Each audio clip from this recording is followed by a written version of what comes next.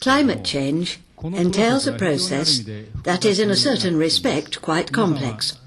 I'm sure you are all familiar with the Major Economies Meeting, MEM. These 16 or 17 MEM countries account for 80% of the world's CO2 emissions. The MEM process needs to work if there is to be a solution to the global issue of climate change. But the climate change issue is made even more complex by the United Nations Framework Convention on Climate Change, COP, process that began last December in Bali, Indonesia. These two ongoing processes greatly complicate the agenda of this year's G8 Summit. Now I will turn to the issue of development in Africa. This is the middle year for the Millennium Development Goals, MDGs, process, and development in Africa will be taken up at the Toyako Summit with that in mind. I think civil society and NGOs are deeply concerned about Africa. Of major importance is how much political resolve the G8 is able to express on the process. As host country, Japan is focusing on the global health issue. Japan is thinking carefully about how strong a message to send to the world on health issues during the Toyako Summit.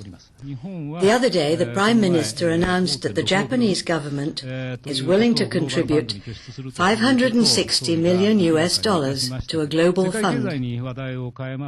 When we turn to the global economy, we see a current economic situation vastly different from what it was at the time of the Heiligendamm summit last year.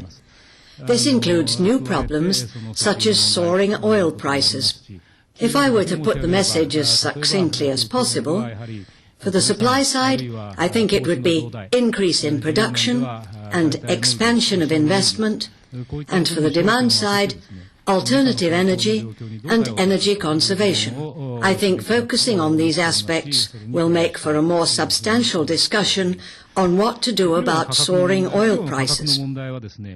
The issues surrounding rising food prices were articulated at the FAO Food Summit held in Rome on June the 3rd. Based on the Food Summit's conclusions, over the next few months, the UN system will coordinate the overall scope of action and establish specific action targets.